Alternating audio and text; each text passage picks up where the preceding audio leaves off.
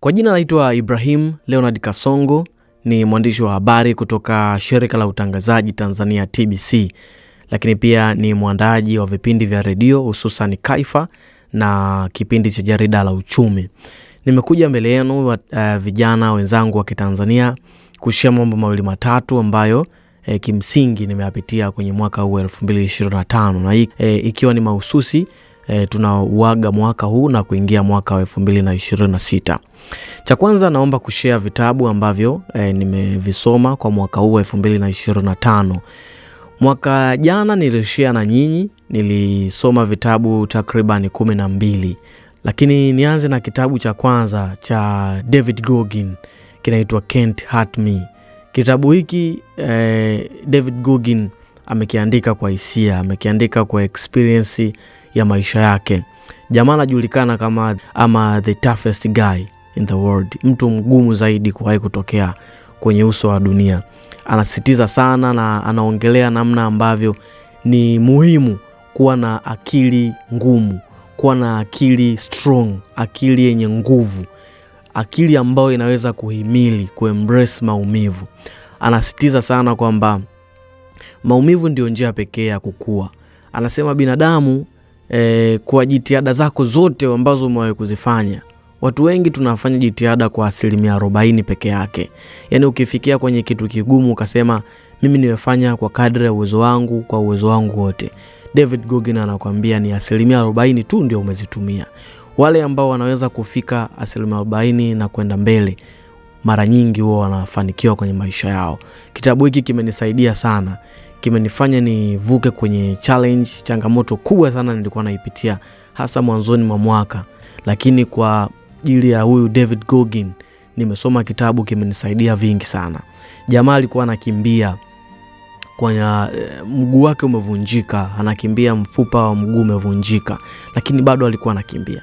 Ni mwanamaji, Navy SEAL, ni mwanajeshi wa zamani wa Marekani, ni mwanamichezo. Anaelezea mambo mengi sana kuhusu maisha na recommend nenda ukakisome. Kuanzia leo utakuwa unapendelea zaidi kupata maumivu. Ukipata maumivu akili yako inapanuka kuliko kupendelea raha, dezo na comfort zone.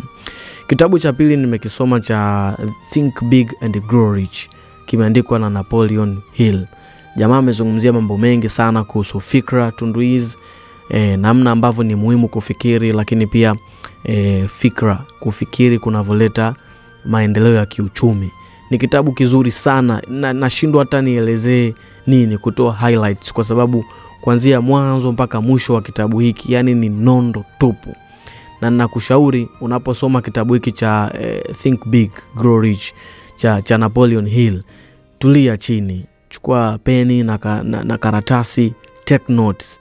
Yani ukisoma kwa kutulia kitakusaidia sana, hasa kwenye masuala mazima ya kukua kiuchumi. Kitabu cha tatu nimesoma cha Eat That Frog by Brian Tracy. Nimekisoma hichi kitabu, kinaongelea mambo mengi, lakini kubwa zaidi anaongelea kuhusu procrastination. How to overcome procrastination. Procrastination ni ile tabia ya kugairi mambo. Ulikuwa unataka kufanya jambo fulani lakini unaahirisha. Wote ni mashahidi. Kuna tafiti ambazo zimefanyika, asilimia kubwa watu wengi duniani tunaahirisha mambo yetu. Ulikuwa unataka kufanya kitu fulani unaahirisha, unataka kufanya kitu fulani unaahirisha, au unaishia njiani. Na hii ndio mbaya zaidi. Watu wengi hata magenius kwenye ulimwengu huu walikuwa na tatizo hili.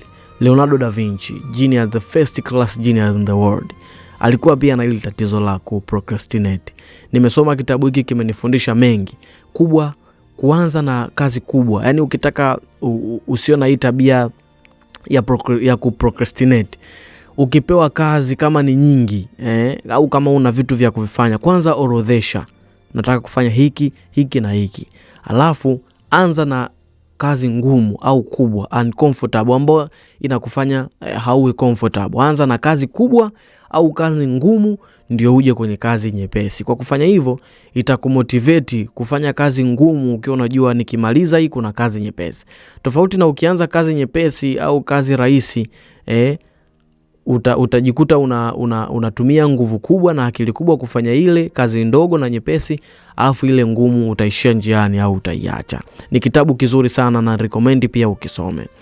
Lakini pia kitabu cha 4 nimesoma kitabu cha Surrounded by Idiots by Thomas Erikson. Ni kitabu kizuri sana sana sana. Kitakusaidia wewe kama kijana kujua namna kuwatambua watu, aina za watu na namna ya kuwasiliana nao. Thomas Erikson aligawa watu kwenye makundi 4, ambapo waliwagawa kwenye aina za rangi. Akawatoa kuna rangi nyekundu, rangi ya njano, kijani na blue kama sijakosea. Anaonyesha namna gani ambavyo watu tunatofautiana, kupokea mambo, uelewa wa mambo. Kinachotakiwa wewe ni kujua namna ya kuwasiliana na mtu yote yule ambaye unakutana naye. Kwa kufanya hivyo utaishi na kila mtu atapenda kuishi na wewe, kila mtu atapenda kuongea na wewe.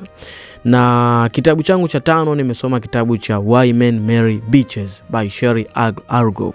Kitabu hiki kinaongelea namna ya mwanamke kumaster au kumcontrol mwanaume wako.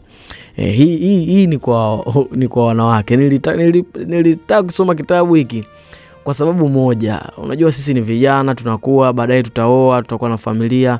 Nitaka kujua wanawake wanawaza nini kuhusu wanaume. Jamaa ameongelea mambo mengi sana humu, kwamba wanaume wanapenda challenge. Wanaume hawapendi mwanamke tu ambaye anaobei tu kila kitu. Ndio mzee, ni mtu wa ndio baba, sawa baba nitafanya. Wanaume wanapenda challenge, wanapenda mwanamke mwenye focus, mwenye kujiamini, mwenye kujua malengo yake, mwanamke ambaye hapindishwi. Hajalishi kwa sababu eti umeolewa basi ndoto zako zile ukaziua, ukawa unayumbishwa na mume wako au boyfriend wako. Wanaume wanapenda wanawake wasumbufu. Na ndio maana kwa sisi wanaume tunafahamu, ukienda kumtongoza mwanamke yule ambaye anakataa, yani unamtongoza anakataa, yani ndio kama anakuambia njoo na kesho, au choki kwenda kwa huyo mwanamke. Vivyo hivyo kwenye ndoa, unavyokuwa una mwanamke strong, mwanamke imara, mwanamke mwenye kujiamini, ndivyo ambavyo unapendelea kuishi naye zaidi. Wanawake chukueni. Lakini kitabu changu cha 6 nimesoma kitabu cha The Diary of CEO by Stephen Bartlett. Moja kati ya vitabu vizuri sana. Ni kikubwa kukiangalia, lakini ukianza kukisoma hautaacha kukisoma. Na nashindwa pia kama hichi kitabu cha Think Big and Grow Rich ku highlight hata vitu vichache, kwa sababu kitabu kizima kuanzia chapter ya kwanza mpaka ya mwisho ni vitabu. Yani kitabu kina madini, kina nondo nyingi sana. Na recommend nenda kasome. Chukua peni, chukua karatasi, kila unachokisoma andika chini. Kitakusaidia wewe kwenye kukua kwako kimaisha, lakini kiuongozi na hata kwenye masuala mazima ya fedha. Kitabu changu cha 7 nimesoma kitabu cha Nguli wa Utangazaji by Theonas Yaswile. Kitabu hiki kinazungumzia zaidi kuhusu tasnia ya habari na utangazaji. Nilisoma kitabu hiki siku 5 au 4 kabla ya kwenda kwenye interview yangu. Na napenda tu kushare na hili na wewe kwamba kitabu hiki kilinipa kazi kabisa, niamini mimi. Kitabu cha Can't Hurt Me cha David Goggin kilinipitisha kwenye mazingira magumu ambapo sina kazi, wakati ambao sina kazi, ila kikazidi kunipa matumaini kwamba hiki ndio kipindi cha mimi kukua. Kwa nikisoma mshikaji alivyokuwa anapambana, maumivu aliyokuwa anapitia, anasema endelea ku hold up, don't give up na vitu kama hivyo, kikanishikilia. Yani kikafanya niendelee kushikilia bomba, watoto wa mjini wanasema. Lakini kitabu cha Nguli wa Utangazaji cha Theonas Yaswile kimenisaidia mimi kupata kazi ya utangazaji. Ilikuwaje? Hiyo ni story nyingine, tutashare siku nyingine. Lakini wakati wengine wanasoma kuhusiana na vitu vya darasani nini, sijui namna ya kutangaza nini, mimi nilienda kusoma hiki kitabu. Kilinipa mambo mengi, kujua historia ya utangazaji Tanzania ilianza lini na vitu kama hivyo. Kama wewe ni mwandishi wa habari, na kushauri tafuta hiki kitabu, kitakusaidia mambo mengi, kuelewa mengi kuhusiana na hii tasnia yetu ya habari. Kitabu changu kingine nimesoma kitabu cha The Secret of Millionaire Minds by T. Harv Eker. Kitabu hiki ni kizuri sana. Kinaelezea namna ambavyo ukuaji wa kiuchumi, utajiri, ni jamaa anasema kwamba kupata utajiri ni zaidi ya external factor. Anasema external factor, ina mchango mdogo tu kwenye mtu kuwa tajiri na kuendelea na kukuza ule utajiri wake. Jamaa anazungumza kwamba utajiri unaanzia hapa kichwani. Namna ambavyo wewe unafikiri kuhusu pesa, namna ambavyo unafikiri kuhusu opportunities, namna ambavyo uko responsibility. Anasema kwamba matajiri wanaendelea kuwa matajiri zaidi kwa sababu wao kwanza hawayaoni matatizo zaidi, wanaona fursa. Yaani kutana na shida ya maji, yeye kabla ya kuona kuna shida ya maji anaona kuna fursa ya kuuza maji. Ila maskini daima yeye anangangania kwenye tatizo, anazidi kuwa dwell, kutumbukia kwenye tatizo, na badala yake anaishia tu kulalamika. Lakini kitu kingine anasema minds za millionaires, akili za millionaires, matajiri, wao wanakuwa responsible kwao na actions zao. Yaani anapokosea anajua kwamba hiki nimekipata kwa sababu ya tabia zangu, kwa sababu ya nilichokifanya. Kwa hiyo ana pay the price ya kile ambacho amekifanya. Ila maskini ni wepesi sana kunyoshea watu mikono. Mimi ni maskini kwa sababu baba yangu hakunisomesha, kwa sababu sijui nani akufanya hivi. Yaani unakuwa mtu wa kulalamika sana kuliko kutake responsibility. Nenda kasome hiki kitabu, kitabadilisha namna ambavyo unafikiri kuhusiana na maisha, kuhusiana na utajiri. Lakini kitabu changu cha mwisho ambacho nimekisoma, nimemaliza tu siku za karibuni, ni The Psychology of Money. Kitabu kimeandikwa na Morgan Housel. Ni moja ya kitabu kizuri sana sana sana sana, na recommend ukakisome. Kinazungumzia masuala mazima ya pesa. Ni haya ambao amezungumza mengi kuhusiana na namna ya kutumia pesa. Anasema matumizi ya pesa, na nukutu kidogo, anasema matumizi ya pesa ni zaidi ya elimu ya pesa. Kuna watu wana elimu ya fedha, wana elimu ya hii pesa, lakini bado hawezi kuwa na control kwenye kutumia pesa.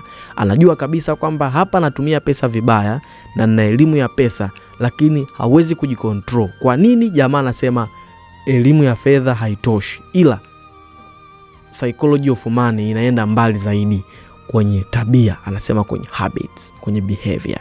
Yako mengi sana mazuri yameandikwa kwenye kitabu hiki. Ninatumaini mwaka 2026 utakuwa ni mwaka mzuri, utakuwa ni mwaka wa baraka, na ninajiwekea goal ya kusoma vitabu 13. Nirudi tena pale pale kwenye ile orodha ya mwanzo. Nisoma 12 2024, sasa hizi nimesoma vitabu 9. Ni vichache lakini vimenifunza vitu vingi sana. Kwenye kusoma kuna kila kitu. Kwenye kusoma kuna kupa maarifa, kusoma kutakupa utajiri, kusoma kutakupa nafasi ya kuingia kwenye chumba au kwenye vyumba ambavyo hujawahi kufikiria. Naam. Mpaka hapo sina la ziada. Nawapenda sana ndugu, jamaa na marafiki wote, lakini pia nitakuwa mchoyo wa fadhila kama nisipomshukuru rafiki yangu sana Joseph Wilbrod Mtingwa. Saizi ni Baba J, Baba Jordan. Yeye amekuwa ni moja kati ya watu ambao wamekuwa wananisaidia sana kukeep hii flow ya kusoma vitabu, ikiwa ni pamoja na suggestion ya soma kitabu hiki, soma kitabu kile. Nashukuru sana rafiki yangu, tuendelee kuishi humo. Nifuate kwenye mitandao yangu Instagram pale, Mdogo Kuliko Wote, utapata kujua mengi. Ciao.